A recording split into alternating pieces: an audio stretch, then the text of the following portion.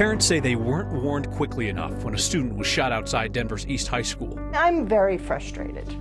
I'm very frustrated. A plan to pay people not to use water out of the Colorado River. We look at whether regulators have ever said no when Xcel Energy asks for more profits off customers. The most surprising candidate of the last election cycle makes the least surprising announcement ever. And it's our love letter to one of the oddest, most wonderful places in Colorado. Tonight on Next. When a student was shot outside the largest high school in the largest school district in this state, parents did not find out right away. East High School parents are demanding better of Denver Public Schools. That student is in critical condition tonight, and the two suspects, DPS students from another school, they're in custody. Here's Katie Eastman. On Monday afternoon, police got a call for shots fired at 2:33. A little more than an hour later, parents got the email notifying them of a crime scene outside the school. An East High student was shot. I'm very frustrated. Tanya Matthews, mom to Kira, says that's too long. They need to be more informative to the parents in a timely fashion, and this was not timely whatsoever. But Denver Public Schools defends the timing. They say it comes down to the difference between a lockdown and a secure perimeter. In a lockdown, parents would be notified as soon as possible. The threat would be inside the school, and students would shelter in classrooms. But in a secure perimeter, which is what DPS says happened on Monday, parents are notified when the event is over. The doors of the school are locked, but classes continue as usual. DPS says within their 200 schools, they enact about 8 to 10 secure perimeters a day. A fact that a student was shot so close to the school, why on earth wasn't it a lockdown? DPS says when the police activity is outside the school, it's not a lockdown. But the difference in definitions doesn't change Tanya's feelings of fear. For me to feel safer, they need to correct the transparency on how they reach out to parents on what's going on. For Next, I'm Katie Eastman. There was another shooting near a DPS high school yesterday. Police say that two people were injured next to Emily Griffith near 18th and Lincoln. Investigators are not saying how they're doing today. No suspects have been arrested. The Democrat who finished just 546 votes behind Republican Representative Lauren Bobert in November is going to spend the next 2 years running against Bobert again. Adam Frisch announced his candidacy this morning, just 3 months after the end of his unexpectedly close race in Colorado's 3rd Congressional. Frisch says that the race showed that Bobert is quote-unquote weak. Perhaps, but Republicans are not going to get caught napping again, and they're expected to put far more resources into defending Bobert in 2024. After her narrow win, Bobert briefly flirted with calls for political civility before she returned her trademark partisan bomb throwing. There's going to be a slight decrease on your Xcel bill coming up. The utility paid less for natural gas than expected and is required to pass that savings along to you. Same goes for passing along the extra cost when the gas is more expensive. The gray area, where Xcel makes its green, that's where it has to ask regulators to approve profit margins on other projects. Many of you have asked us if regulators ever say no to Xcel.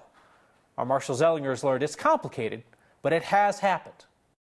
After looking at your bills, one of the questions you have asked repeatedly, does the Public Utilities Commission ever say no to Xcel asking for a rate increase? I don't think I've ever seen the PUC say no to a rate hike. John in Westminster is not the only one to ask about this. James in Arvada and Phil and Mary in Littleton wanted to know too. On your gas bill, the base rate is the amount that makes up your service and facility charge and your usage charge. Does the PUC ever say no when Xcel wants to raise these amounts? You know, a lot of our exercises, show us your design, show us your receipts. We want to check and make sure that it made sense, that this was the least cost way to provide this service. Aaron O'Neill is the PUC's chief economist and makes recommendations to the commission when companies like Xcel ask for higher rates.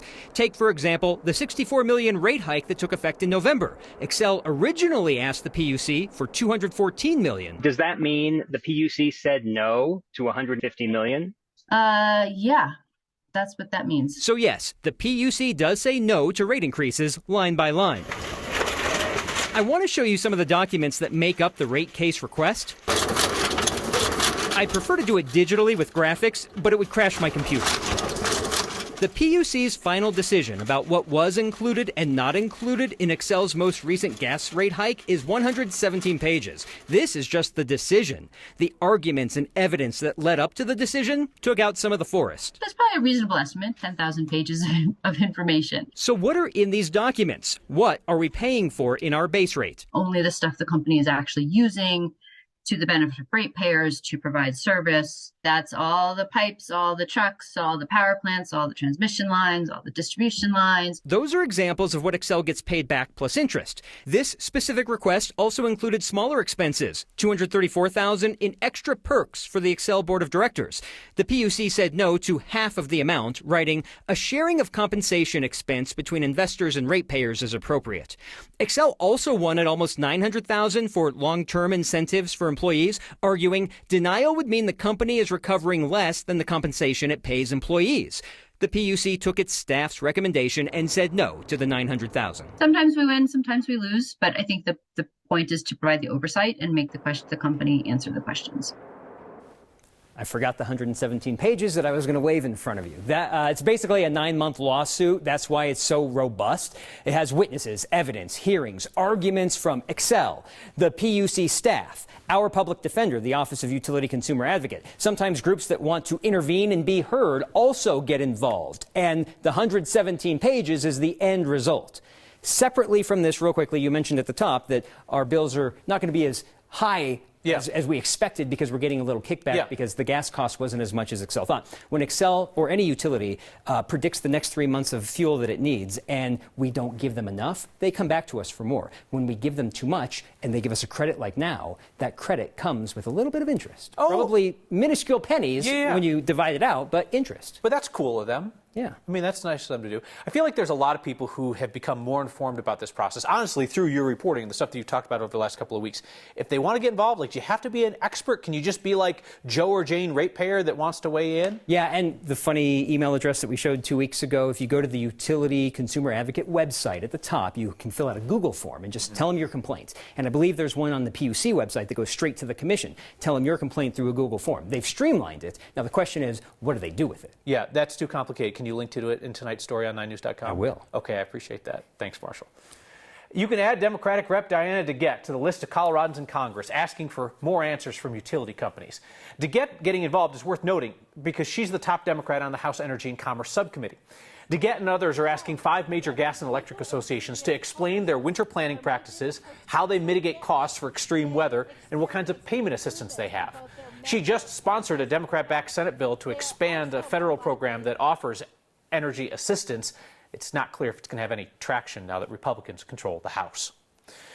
RTD's new police chief wants to crack down on people who are not paying to ride, and he's suggesting that the people who are not paying fares, that it's not because they can't afford it, it's because they're up to no good and committing crimes.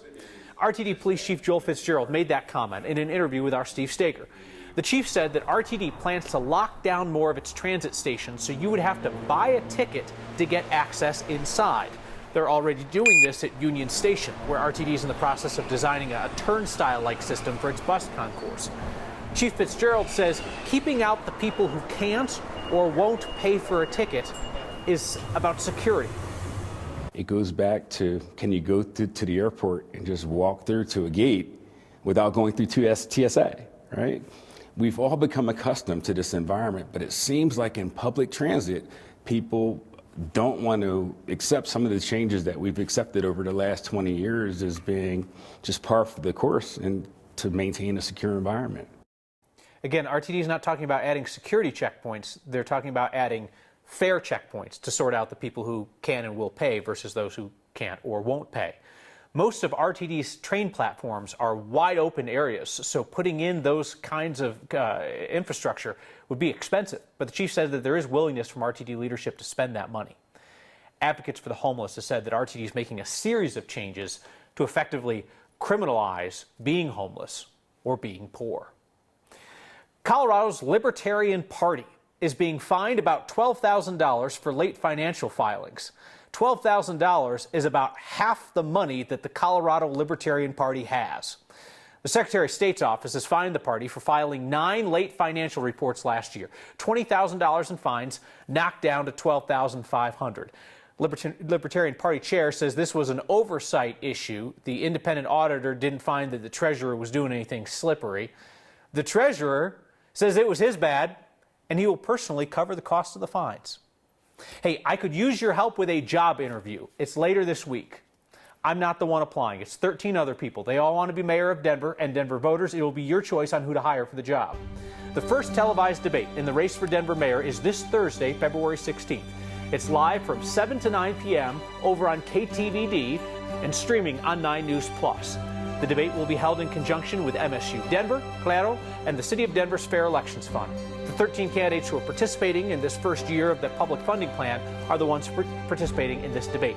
It's the first of 3 mayoral debates we'll have on 9 News. The people managing the Colorado River have more money than water, so they're ready to pay people to conserve. And love is on display all around Denver. A Valentine's tradition makes a comeback. Next.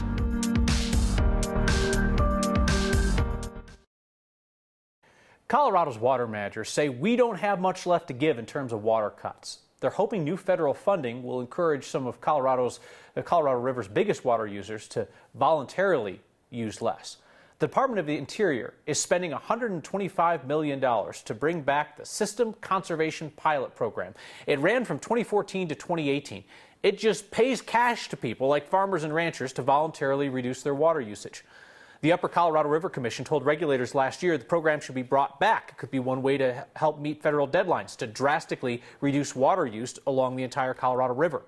The new round of federal funding will allow the program to pay upper basin states like Colorado $150 for every acre foot of water that somebody conserves. You get more if you're in a lower basin state and you conserve water there, $300 or $400 for each acre foot not used. Federal regulators said that new program can start right away. We are expecting some snow tonight, and you won't catch the city of Denver's plows napping again. The regular plows will be out on the main streets as soon as the snow starts to accumulate, and vitally, the baby plows are going to be out again to plow a single lane down the side streets. They'll be doing side streets in residential areas starting at 3 a.m. and drivers will work in 12-hour shifts. You may remember that the city of Denver did not plow side streets during the December storm, followed by another storm that then lasted months on the road in the form of icy ruts. They blamed a bad forecast for that. For people who need an escape from the cold, the city's going to open up one of its overnight warming shelters at the Rood Rec Center tonight through Thursday night, and then all the city rec centers will be open during regular business hours if people need to get in and get warm tomorrow. Yep, here we go again. That next storm system already pushing into Colorado. Looking at a little bit of light snowfall already beginning to form across the Palmer Divide. Otherwise, the high country really seeing the heaviest snowfall thus far. As I zoom in here to the Front Range, you can kind of see those clouds drifting in across downtown Denver. Still pretty quiet for your Valentine's Day evening. But as I zoom out, our storm system from yesterday that impacted the mountains, that's all the way out to the upper Midwest. This next system, though, will slowly cruise across Colorado overnight and then hang out with us all day tomorrow. It's cold, it's windy, and it's going to be a snowy one for your Wednesday. The winds already cranking out there in northern Colorado, 48-mile-per-hour gusts in Greeley, Fort Morgan. Look at you, just howling. You combine that with a little bit of the wind as well as the snowfall that's coming in tomorrow, and I wouldn't be surprised if we do potentially see some road closures tomorrow. So here we are about 11 o'clock. That's when that snowfall really begins to fill in here in Denver. We'll see a good chunk of it overnight while you're sleeping, and then early tomorrow morning, 4 a.m. when 9 News Mornings kicks off their show, Ed Green will be here tracking the snowfall for you. It's going to be a tricky morning drive, to say the very least. The snowfall still with us around lunchtime, and as we go throughout the afternoon, it starts to push off to the east. Still a few lingering snow flurries, though, late tomorrow night. As far as the advisories, the warnings go, Denver now looking at 3 to 7 inches, but the heaviest snow up in the mountains and against far eastern Colorado. The foothills could see some nice snowfall totals, too, but really that bullseye further to the south into Douglas County, 6 to 12 around Castle Rock, 4 to 8 for the western and southwestern suburbs. Tomorrow it's cold, teens and 20s for highs.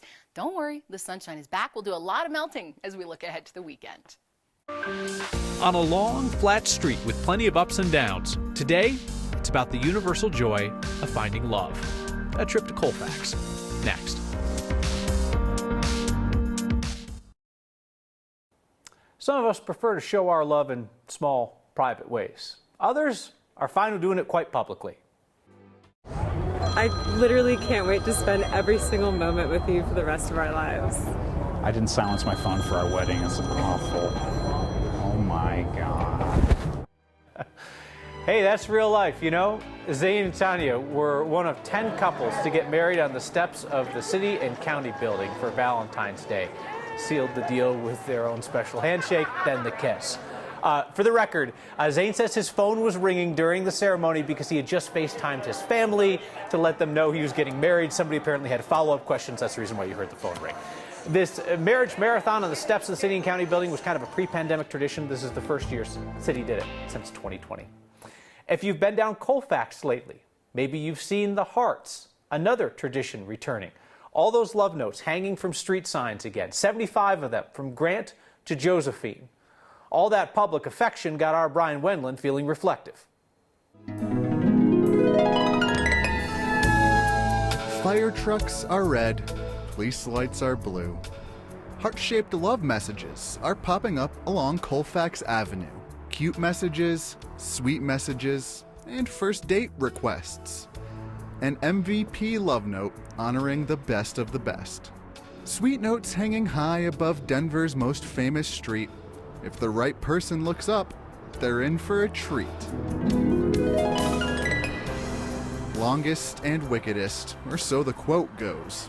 Colfax's fame is nationwide, the whole country knows. Locals love you and hate you, admire and fear. The city's promise and problems are magnified here. The Ave is busted and boomed, caught in the crosshair of development's desire. Sometimes a success, sometimes dumpster fire. Jokes aside, Colfax is the heart of the city. It cuts through downtown between pretty and gritty. Everyone knows Denver wouldn't be what it is without you. So thanks for the love messages, Colfax. We heart you too. Our Brian Wendland with an ode to the facts. The most Colorado thing we saw today is weird, not illegal. We checked on it. That and your feedback next. The most Colorado thing we saw today is the goat. And it's human. A viewer named Ed spotted him trotting down Spear. And before you guys complain that this is a violation of Denver's leash laws, it would appear that the city failed to take goats into consideration when writing the leash law. We checked on this. Denver's leash ordinances specifically mention dogs must be leashed. Only dogs are mentioned. So if you got a goat, go wild. Send us the Colorado things you see. Email next@9news.com or use the hashtag #HeyNext. A note in from Paul, who writes that Xcel could have avoided a lot of this backlash if they hadn't thrown the frog directly into the boiling water. Paul's talking about rate increases. He says that it would have been a lot smarter if they had spaced out the increases over a couple of years. So, Paul, one thing that I've learned from Marshall Zellinger's reporting is there are the increases that Xcel asks for and state regulators allow them to have, and they certainly have stacked up some of those. And then there are the costs that they simply must pass along, like the fluctuations in the natural gas market. So when gas prices spiked, they had no choice but to pass that along. That wasn't something that Xcel chose to do, but it piled on top of those other increases. Keep the smart questions coming. We'll see you next time.